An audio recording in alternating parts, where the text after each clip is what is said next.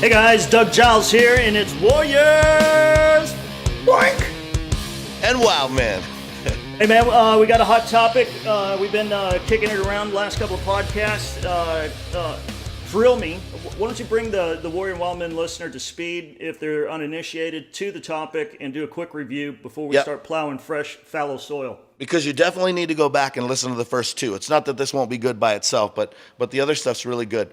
The title of what we're doing on these three podcasts is The Mind of a Champion, 7 Traits to Becoming Your Best. It's based on an article from USA Today by a guy named Eric Brady, and the article was called Soul of a Champion, and the subtitle was Athletes Share a Common Thread. And so the concept is that the greatest athletes had 7 things in common, probably a lot more than that, but for his article, 7 things. And I've adjusted these points a little bit so that we could apply them to our life, because most of us are not trying to be super athletes, we're trying to be super people. The interesting thing about this topic is that these 7 things are not like, you got to be 6'5", 265 pounds, and be able to make, a three-pointer all day long. It's not that type of thing. These are mindsets. And so that's why it's called the mind of a champion. So these things apply definitely to our life, to anything that you want to do. You have to have the mind of a winner, a mind of a champion. So just quickly, the first one was head and heart. You got to have head and heart. That's confidence, and you got to have courage. We talked about courage recently on Warriors and Wildmen. Second thing is the drive to be the best, competitiveness.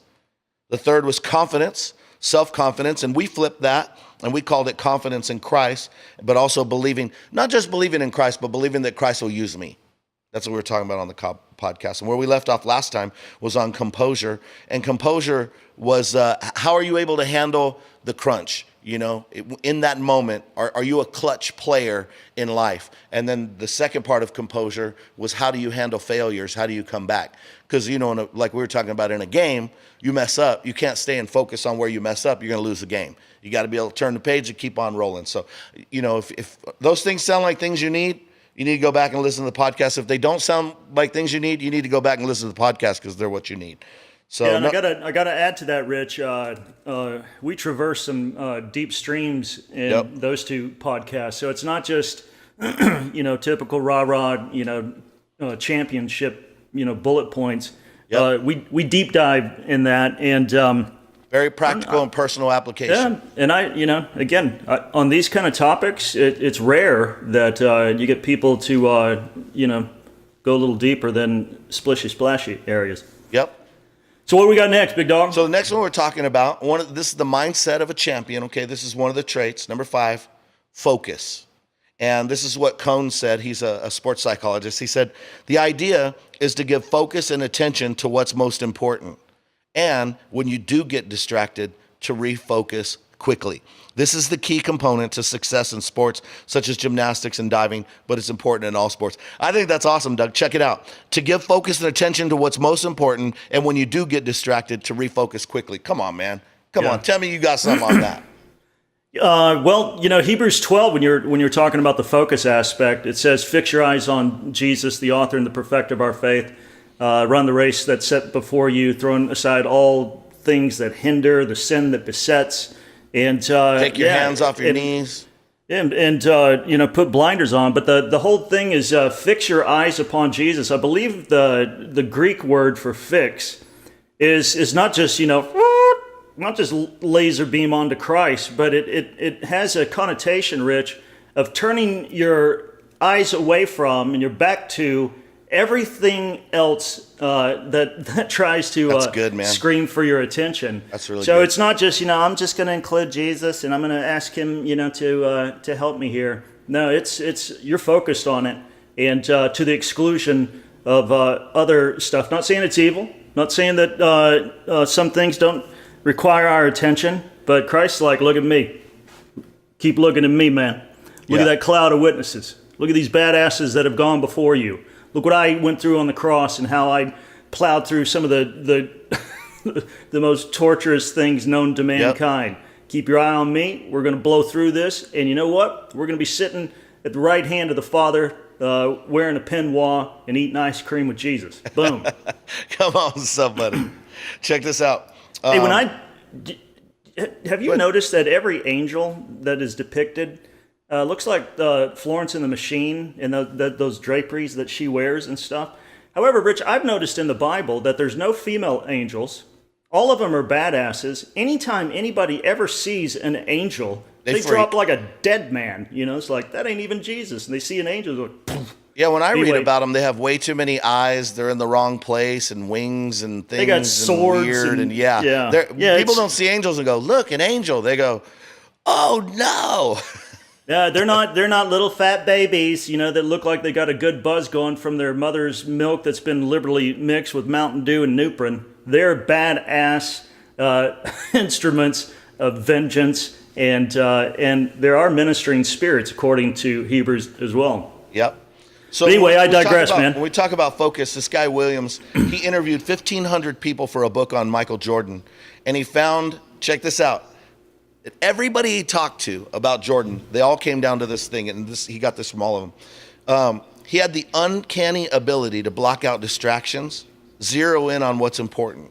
It was like he was in a total vacuum, totally zoned in. I think that's the hallmark, really, of a champion. Focus, focus, focus. And I like what you said, Doug, because it gives some great context and application for our lives. Is it's not just looking at Jesus, but it is turning your back to some things. And some people are like, man, how come my life isn't changed? It's like, you have to change your thinking. And they're like, no, tell me what to do. It's like, okay, that's religion. You got to change your heart. Your heart's in the center of your mind. Got to renew your mind. Got to change your thinking. You got to focus. And it's like, wait, I come to church on Sunday. All right. Well, we got you focused for an hour and a half. Hey, I come 7 days.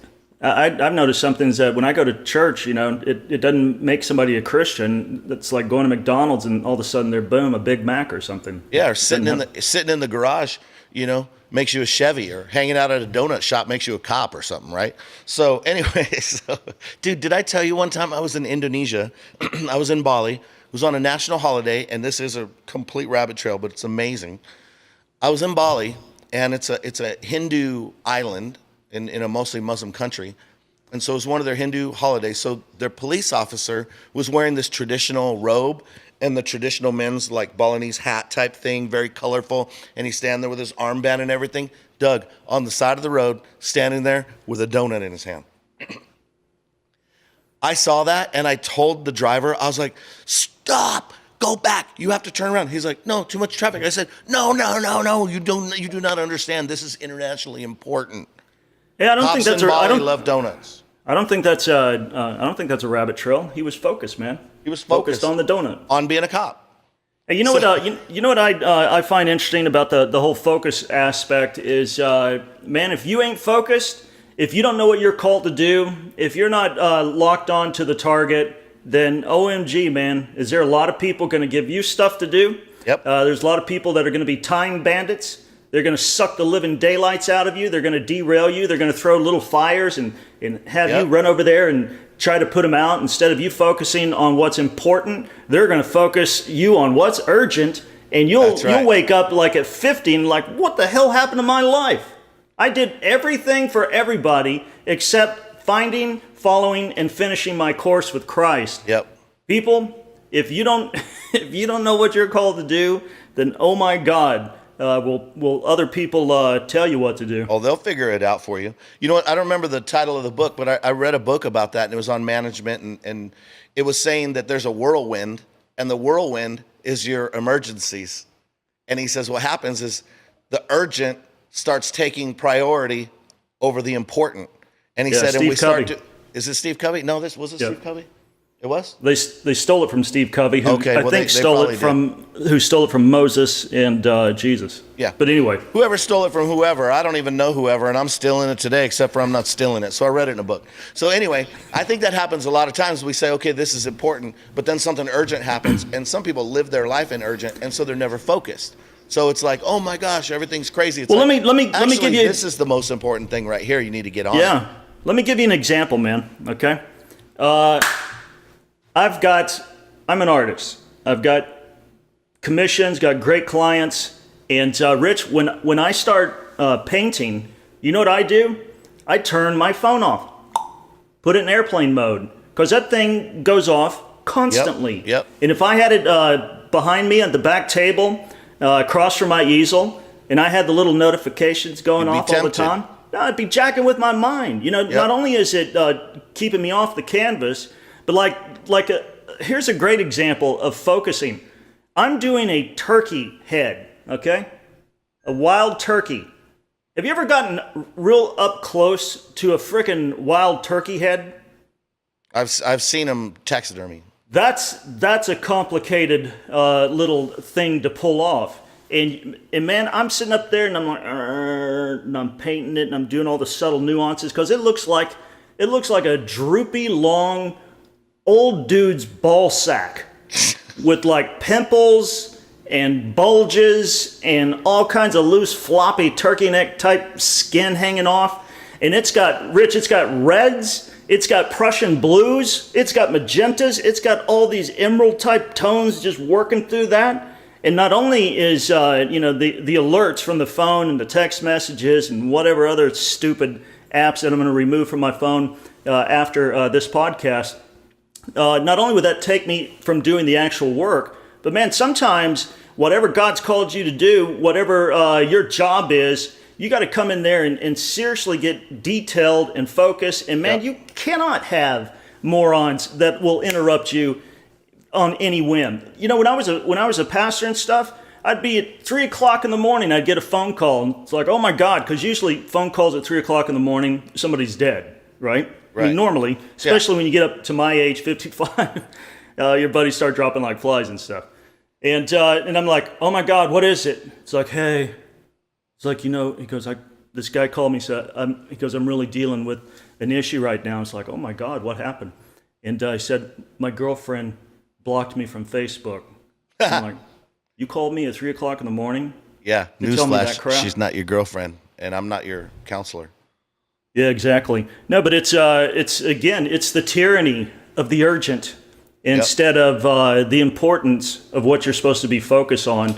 And the achievers versus, those who just sit and dream and get nothing, that, I think, Rich, critical key. You got to focus. This guy's like, how do you write your books? How do you come up with it? Dennis Miller told me one time, 99% perspiration, 1% inspiration. That's you just sit down, you frickin' write. That's how it happens. Well, and here's what happens if you let people take up your time.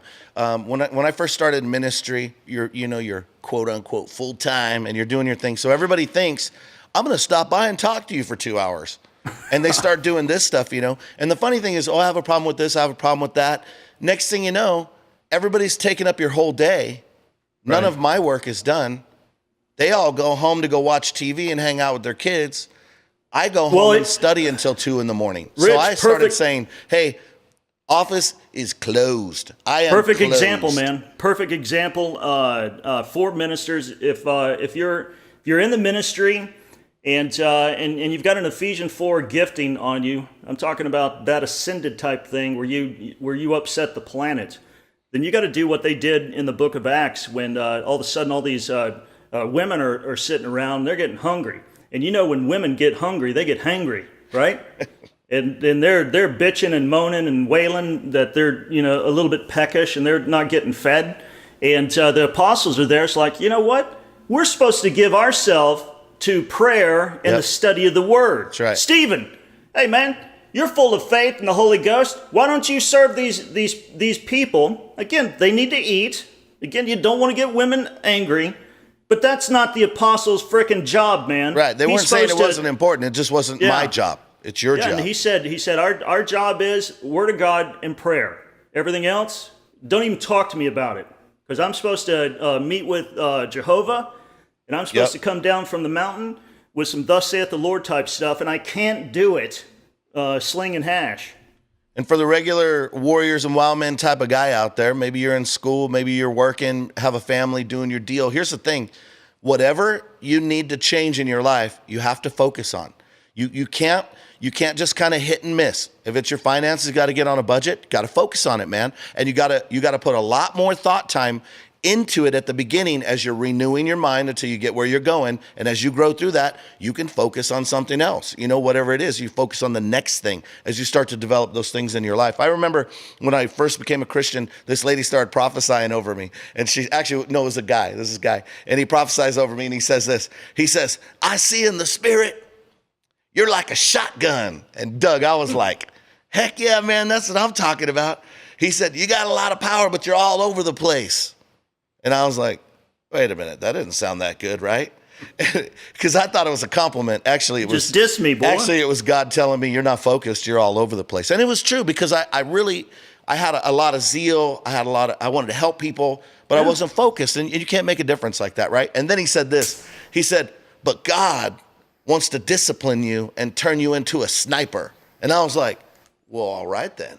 Get down. Now we're talking. And I was thinking, how come I feel like there's going to be years between these two things? And then he says, and one day you could be a shotgun with sniper accuracy. I moonwalked out of there under the Holy Ghost. I was like, see you guys later. I'm out of here. I'm going to give an offering, hit my house, man. Do some dancing and stuff. It was pretty awesome. But I'm not trying to brag about that. I'm still waiting for all that to come true. But the reality is, it doesn't matter how sincere you are and how much you're trying. Without focus, you're not going to accomplish something great. Doesn't matter if it's job, marriage, kids, whatever you're doing, you got to focus. Do you remember this old lady named Iverna Tompkins? Oh, yeah. I met her. You know Iverna. Okay, so she is awesome. No, so check this out.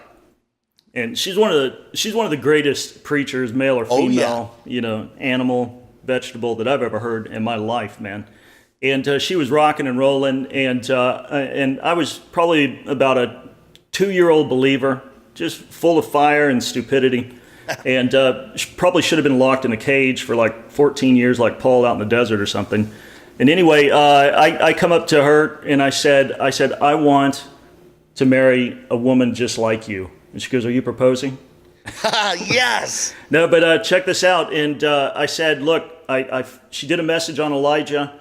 I said, man, that so resonates with me. I feel, prophetic edge and stuff. I go, what would you tell, a young squab like me? And she took her big Bible. I mean, remember when you used to bring Bibles to church and stuff? And she had a big one. Bro, she took her big Bible and she rolled it up and she stuck it right in my face and she said, eat the scroll. Yeah, man. That's all she said. And here's what I did. And I was in a college group, Rich, and you know how sassy college groups can become. Never been a part. And everybody's going to this movie, and everybody's going to this Christian concert, and everybody's going to this cover dish dinner. And I nearly heard God audibly tell me, it's like, you sit alone. You study my word. I wore out 4 leather-bound Bibles in 3 years. Wow. After she told me to eat the scroll. Yep. Now, I don't know what the other guys in my college group have done with their life and ministry. I know what God's done with mine. And it all was predicated back to the point where Iverna, powerful woman of God with like Elsa Lancaster black and gray hair, man, Bride of Frankenstein type stuff, told me, you focus, you eat this. Don't worry about what all the other boys and girls are doing. It's good. Eat the scroll. And you know what? We had about 400 or 500 people in our college group, and there were some good-looking chicks there. I didn't date a girl for like 14 months, man. No dating, study, prayer, street evangelism, prison ministry. And then, look what happened. Yep. You won. Yeah. No, and it's, again, it wasn't perfect. I had some botched do-si-dos in the square dance of life. But the focus aspect, you can't get around it. If you're going to excel in whatever you're talking about and you're going to glorify God, then, man, he's going to rivet your attention. He'll get it one way or the other. I would come willingly and compliant versus the other ways like Jonah had to go through. Yeah, that's right. Yeah, so you got to get focused. Got to renew your mind. You want things to change? Got to focus. You can't kind of wish. Can't be hit and miss. Got to focus. You want to be a champion at anything, you have to focus. Next thing, number 6, spirituality. Mind, body, and spirit. Check out what the author Eric Brady writes here. Plato was a Greek sports geek, an avid wrestling fan known to have attended the ancient Olympics. He also believed the soul was eternal and that human knowledge was just a remembering of what the soul knew before birth. The Greeks worshipped human excellence. This is by Maris Bernstein. The great athletes competed naked. The statues we have from the Greeks show human beings as strong and beautiful and healthy. Michelangelo revived that in the Renaissance. And this sort of worship of the human body is almost religious. And so what they're talking about is that the reason that they competed naked, because everything wasn't sexual like it is now. I mean, they were obviously a very sexual society. But when it came to sports, the human body was beautiful. And so they competed naked because they wanted to see the human body performing, right? And so, I'm gonna take off my shirt right now, man. if you're going to be performing.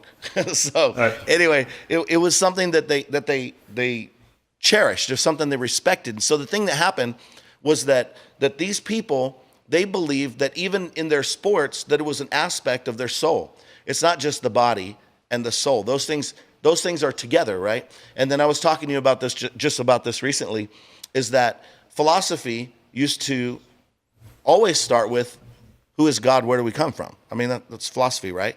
But then philosophy became secularized, and we have theology and philosophy, and now they try to separate. To me, it makes no sense. Now we're going to not talk about God. We're going to go over here and talk about stuff. Okay, you're an idiot. And so, you have natural theology too, and all of that stuff. But basically, they separated the spiritual from the physical. And so nowadays, we protract that out to where we're at today. And this is going to sound like I'm changing subjects, but I'm not. Chael Sonnen, he was a pretty good MMA fighter, He almost beat Anderson Silva, actually beat him up for 4 rounds and about half of the 5th round, and then he got caught in a triangle, transitioned to an armbar, and tapped out. But anyway, he was doing great, and later on, he got busted for performance-enhancing drugs. And all these guys that get busted with performance-enhancing drugs, they all say the same type of things. Well, I don't know. It must have been a tainted substance. Somebody gave it to me. Somebody tricked me. Somebody put it in my stuff. I thought it was a jelly bean. And then it's like, yeah, we got cocaine in your blood, bro. So anyway, not him, but other people they did. John Jones. So anyway, Chael Sonnen, when they busted him, they said, okay, here's the deal. What's up? He said, oh, yeah, I'm using performance-enhancing drugs. And they said, what? He said, oh, yeah, I have 14 performance-enhancing drugs that I take on a pretty regular. And they were like, what? He just totally came clean. And so you know what they did for that, Doug? They banned him for life and banned him from the UFC. He can't commentate, can't anything. The other guys that are lying and making excuses, they're all good to go. They get a couple-year suspension. You can't tell the truth. And you know what he said? They asked him, they said, why would you do that? And I heard him on a podcast. He's actually a really funny guy. He said, well, it's obvious the reason I did it. He said, because I can't compete with those guys without it. I'm not good enough. And they were like, well, he should have said that he was a woman, and then he could have okay. fight the women. But it's funny because he said that, and he says, look, a lot of people are using them. They're trying to compete. I'm not able to compete at that level without them. I'm not as good as them. So later he fought a guy, before, and they asked him, when you fought this guy back in the day, because that guy later also popped for performance-enhancing drugs, they asked Chael Sonnen, and they said, do you think he was using steroids when you fought him? And he said, not more than me. That was his answer. He's like very honest guy, right? Okay, right. So I bring that up now. People see the body as a machine, and they don't connect the soul. You have a sport like MMA. Winning is winning. We don't care. We've taken out all responsibility to God, all responsibility to tell the truth, and then now you can use whatever you can use as long as you get away with it to make the machine produce. And it doesn't make any sense. But that's what's happening with people today, too. I want my life to be great, but I'm going to separate my soul and my spirituality from my life. They start compartmentalizing their life. Not just physical, but they're like, this is my work life, this is my social life, this is my church life. An example of that, and he's had a rough go of it in the NFL. I think Tim Tebow, I think he did great college ball, Heisman Trophy, right? Did he win the Heisman? I can't remember. Yep. He did. Yeah. He integrates God into his craft, into his sport, and it goes back. All the stuff you're talking about in regards to the mindset of a champion and the integral parts of it. It's Colossians 3:23. Whatever you do, and whatever it is, do it heartily with your soul unto God, because it's for Him and to Him. And it's not just for men or for mankind. It's an act of worship, and it's not less godly than going on mission trips. No, it's not. It's not less godly than being a pastor or missionary, or in some form of ministry. I thank God that Martin Luther freed everybody's brains. Like, hey, are you a cobbler? Do you make shoes? You a blacksmith? And you make knives and, tools to work with and plow the earth and all that other stuff. He said, you know what? That is your calling. Yep. That should be done with the most spiritual, sacred type of notion and approach as anything in regards to the practical service of the Lord on the Sabbath and Monday through Saturday. Yep. That is what you do. That is That's your right. ministry. That's good, man. 1 Corinthians 9:24-27 says, and you know these verses, do you not know that in a race all the runners run, but only one gets the prize? Run in such a way as to get the prize. And then verse 25, everyone who competes in the game goes into strict training. They do it to get a crown that will not last, but we do it to get a crown that'll last forever. Therefore, I do not run like a man running aimlessly. I do not fight like a man beating the air. No, I beat my body and I make it my slave, so that after I have preached to others, I myself will not be disqualified from the prize. Hello. And so its success is not good enough. We have to do it for God. Like, don't separate your spirituality from your activity, whether it's sports or anything. You want to be a champion, your spirituality, like you're saying, Doug, it has to be very much integral in whatever you're doing in your life. Your job, family, Chick-fil-A it, man. whatever. Chick-fil-A That's it. right. That's right. Yeah. Dan Cathy, it's like, hey, we're gonna make this yummy little chicken sandwich, throw a pickle on there, call it good. And you know what? This is Sola de Gloria.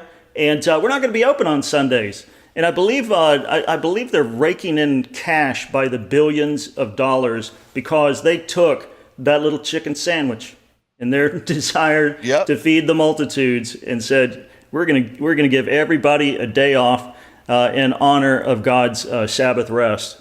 They didn't divorce, their championship mindset from worship. And then let's wrap it up with this last one, number 7. Do it. Child's play. A champion, the mind of a champion, you enjoy life and you see it like child's play. This is what the Cohn, this sports psychologist, said.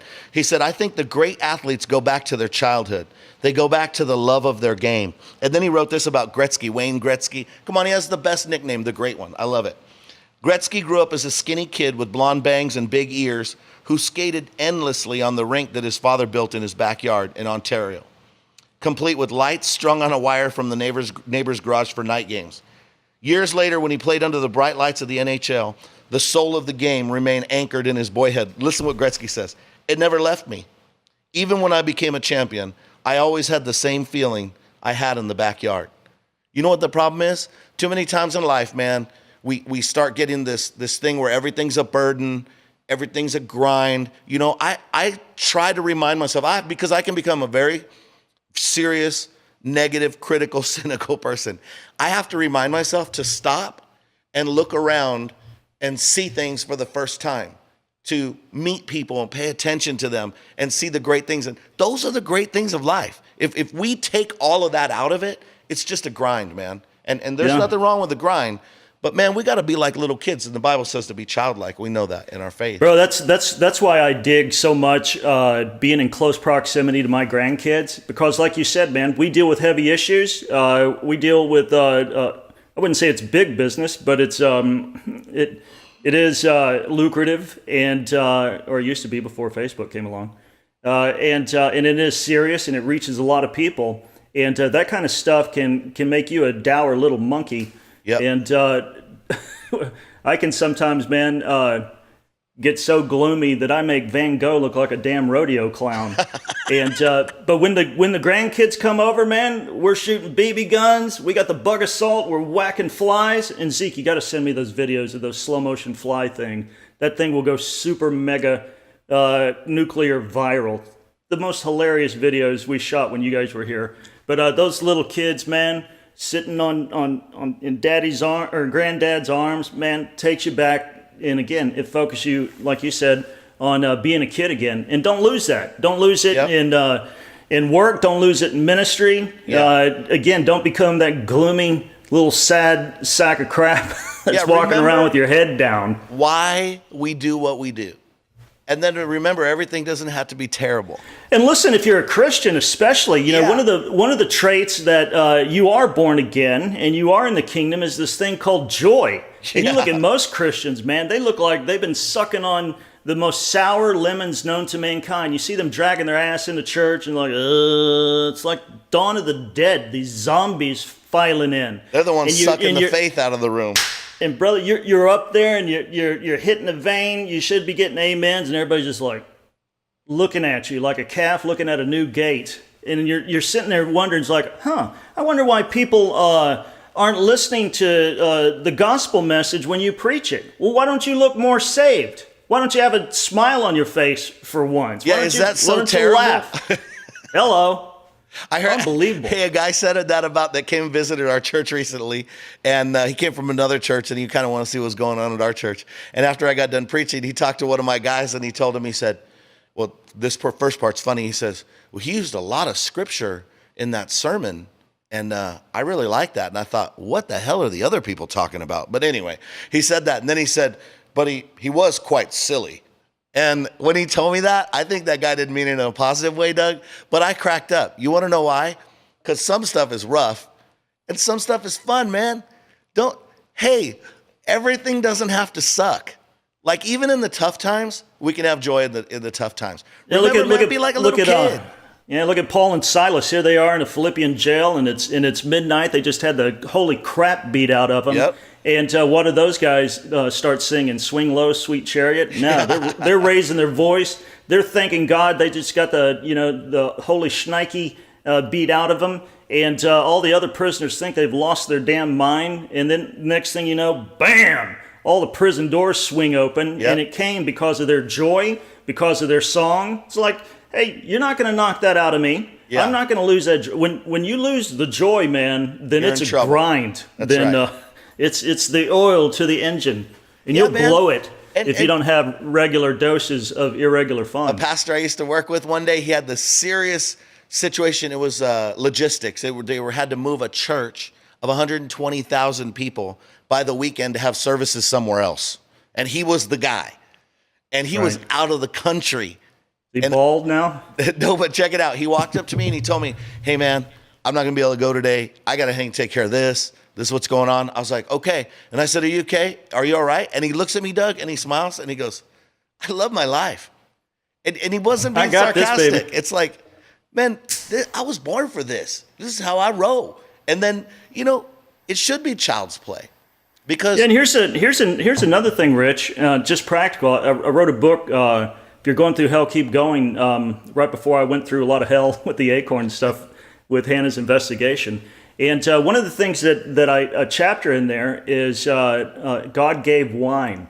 Have a glass of wine, man. Just chill out. Have 2 glasses of wine. If you're an alcoholic or under 21 years old, do not have a glass of wine. Go ahead. Those are disclaimers. Yeah. Other than that, it's Jesus made 12 vats of that stuff after people already got snackered on the former 12, and he made better stuff, more intoxicating stuff.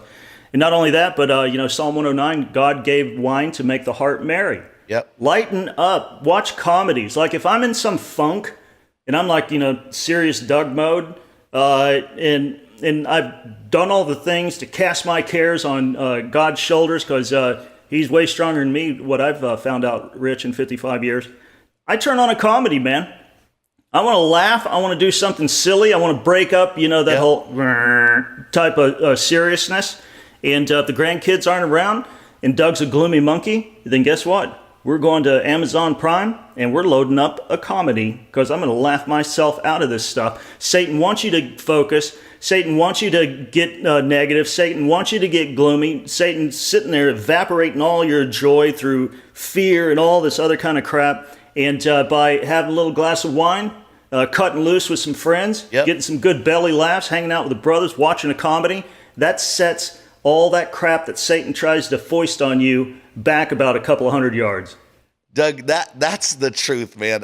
One day I was driving home from work, and my son Levi was about maybe 4 or 5 years old, and they had just cut our trees, trimmed them way back, right? But he's probably 25 feet on the top of where they cut these things, standing up there with his hands on his hip, in his underwear, on top of the tree, and he sees me driving down the street, and he's waving at me. Yeah. And I'm like, is that my son on the top of that tree? He's going to get killed, So I drive up and I'm like, Levi, how are you going to get down? And he looks at me and he goes, I don't know. He literally hadn't even thought of it. And I thought right there, Doug, I was like, you know what? We got to recapture some of that. It's like, I'm going to climb up higher. I'm going to climb up a tree. I'm not saying that be foolish, but at the same time, man, let's return to the joy of trying some things, doing some things, getting out there and getting outside, man. Get outside. Get a motorcycle. Get some wind in your face. Get a mountain bike. Bounce down the trails, man. It might. A mountain bike with a motor by Harley Davidson. Hey, man, what does the Warriors and Wildmen listener need to do, man? Go to the podcast, Warriors and Wildmen. Sign up, subscribe, review it, rate it, leave us a comment. We always try to talk back, tell you guys what's up, and thanks for the comments and ideas for shows and podcasts. Let us know. Warriors and Wildmen.